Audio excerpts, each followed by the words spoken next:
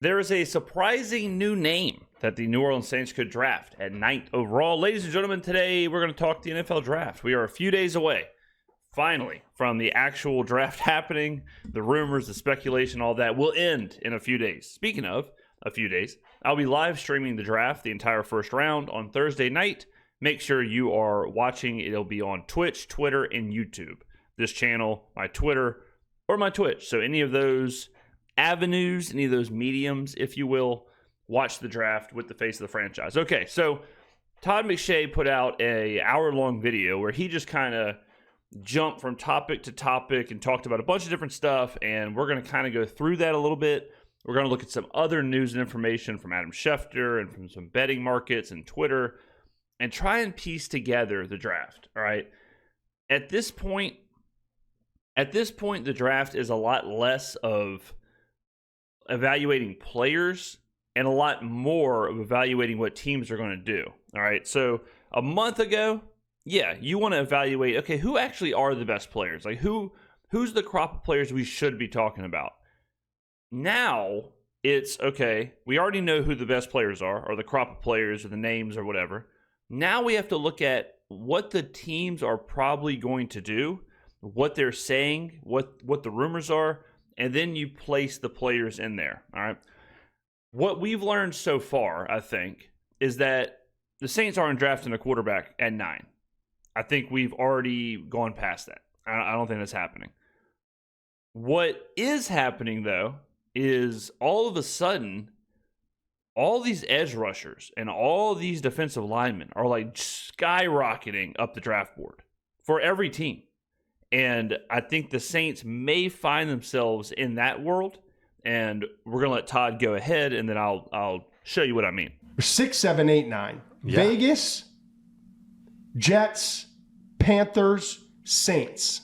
And I already told you they're not taking a quarterback at 9. We told you 10 days ago they're not taking a quarterback at 9. If they take a quarterback in this draft, it's a Jackson Dart or a Jackson Dart type. It is not Shedeur Sanders, okay? All right, so yeah, this just reiterates what I was just saying. For a while, I think we did a video on Easter where I said, look, the Saints aren't taking a quarterback at 9. Get it out of your head. Like, it's not happening. All right. The pick that teams are going to want to vie for is the 20th pick if they want a quarterback. It's not the 8th pick, because a lot of people keep saying, well, what if someone jumps ahead of the Saints, or what if someone trades up or whatever and jumps, like all that. It's not the Saints pick. It's the Steelers pick. All right, so 21 is the Steelers pick. So that 20 range, I think, is where teams have to get to if they want Shedeur or Jackson Dart. Now, the question then is, let's say it goes Cam Ward 1. Let's just make something up. Let's say the Browns trade up to get Shedeur at 20. Steelers take Jackson Dart. Okay, then the question is, do teams trade into the first for Jalen Milroe? Or do they wait and get Milroe in the second? Or then you got your Kyle McCords and whatever else. So that's the conversation there. Adam Schefter. Saints already have made exploratory calls about trading up in the second round. Okay, so he goes into this a little bit more. Blah, blah, blah. There is still a healthy dose of skepticism the Saints are interested in Shedeur at 9th overall. He talks about kind of the pro day. There is a belief around the league that the Saints are more interested in using a high pick on an offensive or defensive lineman because there are questions about 2 starters, tackle Trevor Penning and guard Nick Saldiveri.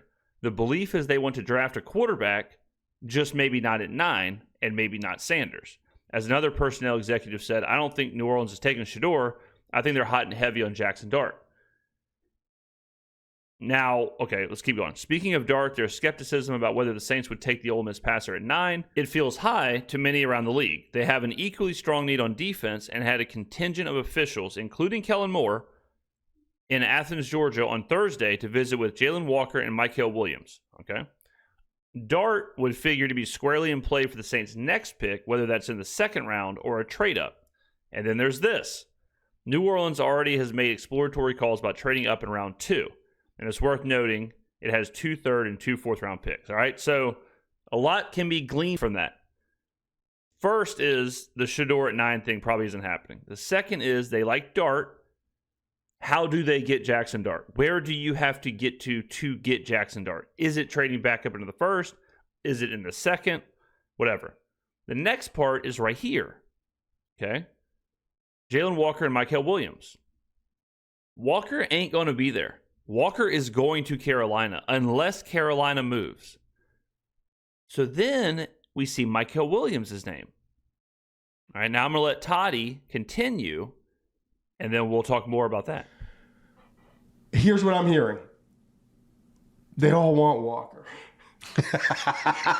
They all want Jalen Walker. You can't have all of them. Not all of them can have him.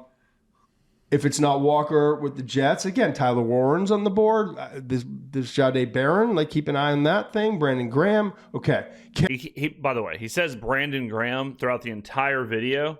He's talking about Mason Graham. I don't know why. I don't know how he's messed up Brandon Graham. Carolina, Walker. They also had a great an interesting workout recently in Athens, Georgia, with Walker and Mykel. Yeah. So watch out for Mykel there as a possibility, okay? Mykel is a hot name. If you notice, people were like, he's in the 20s. He's maybe 15 to 25 range. I said this back in like November when we did a breakdown on him. You bet on this guy's traits, right? Yeah. And you love him. I do. You love him. Yeah. And you know what?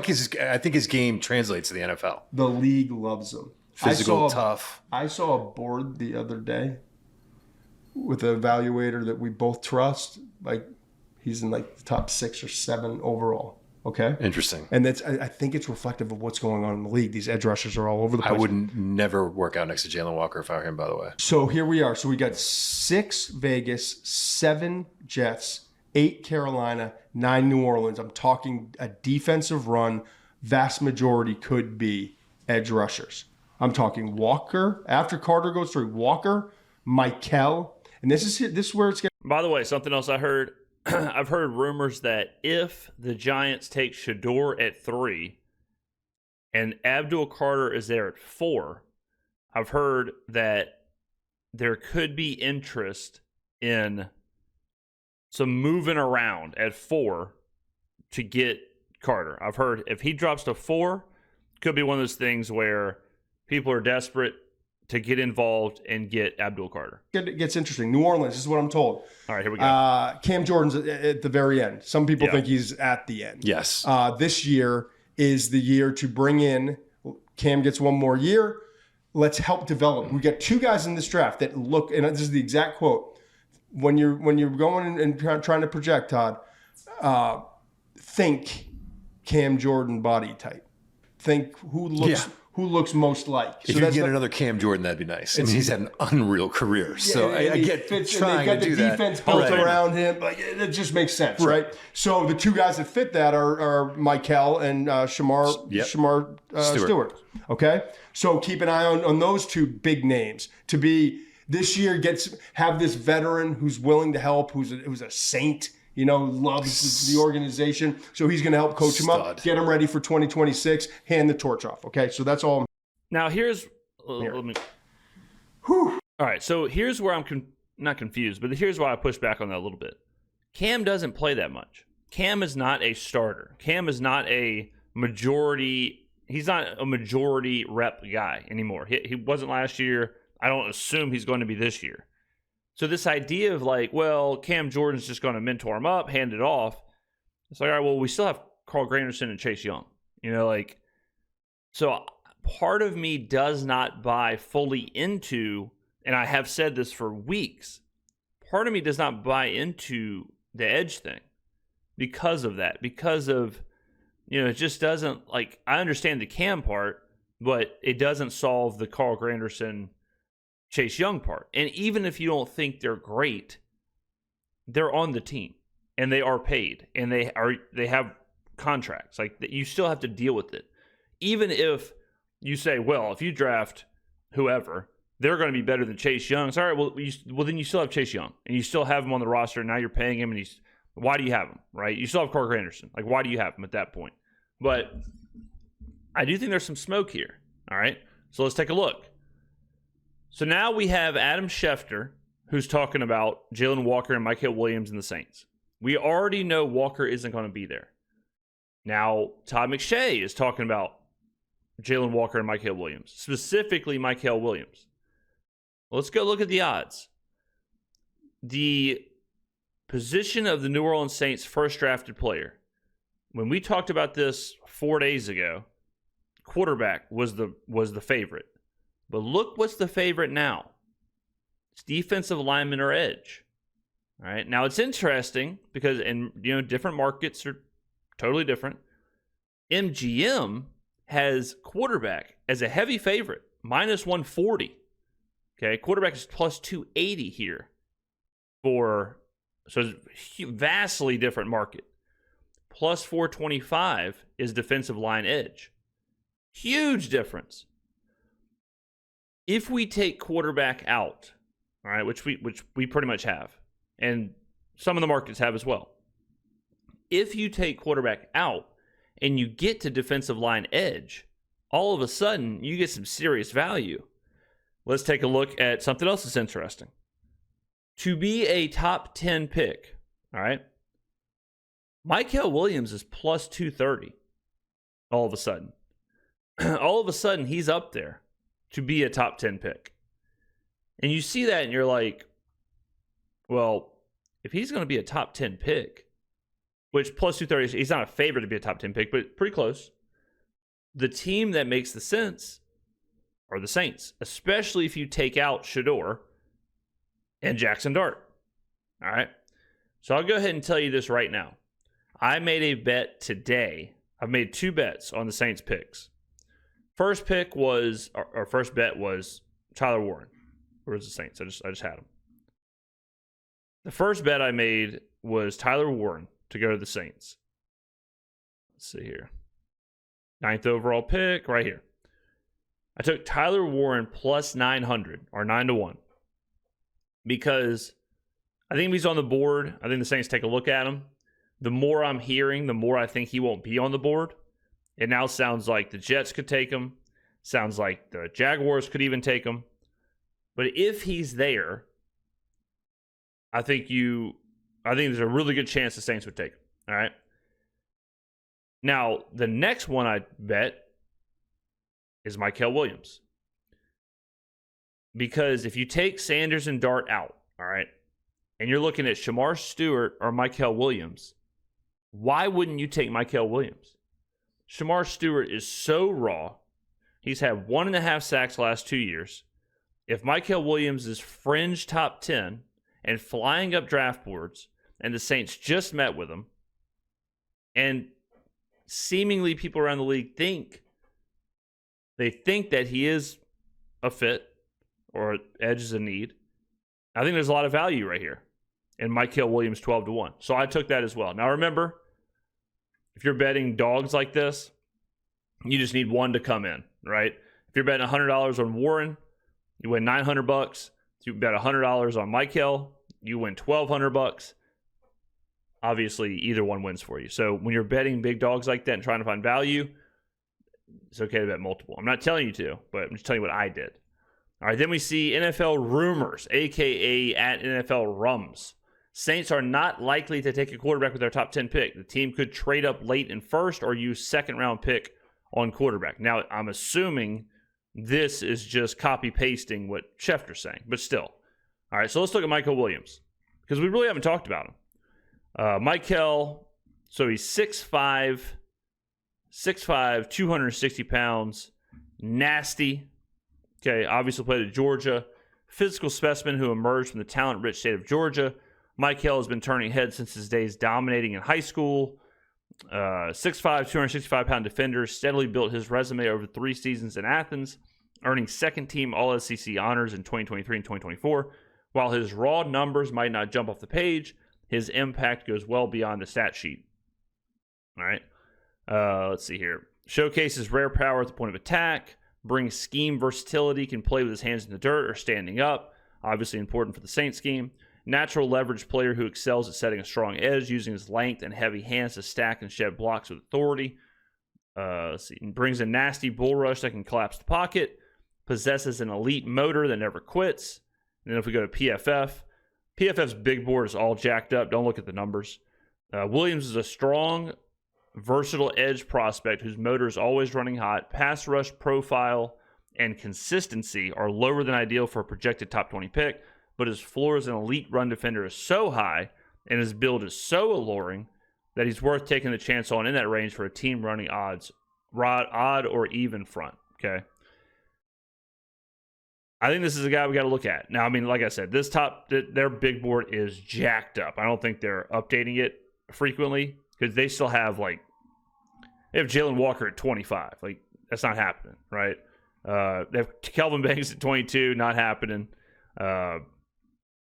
This is all messed up. Let's see. Yeah. So yeah, I wouldn't factor in too much here. Now, another interesting thing from McShay, I want to listen to, is what he said about Ted McMillan. That's out, and I put Ted McMillan at 50. 50. So he was talking about his top 300 picks, or top 300 grades, and he has Ted McMillan at 50. Okay, this draft is insane. I've said it for weeks. This draft, I have never seen a draft where we are 3 days away and we've got people where Shedeur is a second-round pick, Jackson Dart's a second-round pick, Tyler Shuck's a first-round pick, Jalen Milroe's a top 10 pick, Ted McMillan is the fourth best player in the draft, the third best player in the draft. He could go to Jacksonville, or he's the 50th best player in the draft. I've got people saying Matthew Golden's the best receiver. I've got people saying Jaden Higgins is the best receiver. I've got Mykel Williams is a 20th pick or he's a 9th pick. Absolutely insane. The just volatility in each player's individual rankings. It really is crazy. And when, we put out our top 10 predictions, and since then, we did that on Saturday or whatever it was, Friday or Saturday. Today, I'm filming this on Monday. The amount of shifting that we've seen just over the weekend is crazy. Crazy. I mean, I've never seen anything like it. I'm expecting at some point for it to settle down. I'm expecting for at some point for it to be like, all right, we're pretty much locked into blank, blank, blank, blank, blank. And maybe it's just, maybe the analysts have kind of backed themselves into a corner where they're just talking so much about it. They're just all over the place and they're just kind of churning the same soup, But yeah, I mean, it's a lot of up and down here. But I do think with the way this has fallen and the way that players are talked about and evaluated, I think you can safely take Shedeur Sanders, Jackson Dart, Ted McMillan off of the Saints board. So then who goes on the board, right? Dream scenario, Ashton Genty's still there. If he's still there, I think he's on the board. Tyler Warren, if he's still there, I think he's on the board. Offensive line, I think if Banks or Mimbu is there, I think they're on the board, but I don't necessarily, we'll just put them on the board, all right? Cornerback, maybe you could talk yourself into Will Johnson being on the board. Jalen Walker, if he's there, obviously he's on the board. If Jalen Walker is there at 9, I think he's the pick. Now I think you can add Mykel Williams. If Mason Graham is there, he's on the board. So we're kind of honing in on the Saints, but we've also kind of expanded who it could be because we've removed Jackson Dart and Shedeur, but now we've added Mykel Williams. And before it was like we weren't even talking about Mykel Williams, but now it's like, well, damn, he might be the pick. If this all lines up, he might be the guy. I'm not adding Shamar Stewart because I think if it's between Mykel and Stewart, I think you take Mykel. So we kind of remove him. Same with Mike Green. If Mike Green is there and Mykel Williams is there, I think they go Mykel. So that's where I'm at on the edge, the quote-unquote edge. Okay. it's a crazy time, and it's moving every hour, every day. We're going to keep updating. We're really kind of market reading now, honestly. We're kind of done evaluating the players, and we're really just reading through the tea leaves and market reading. And that's where we're going to kind of come up with this information. So let me know in the comments below what you think. What do you think about Mykel Williams? Would you be interested in that pick? Would you hate that pick? Do you think it's a good pick?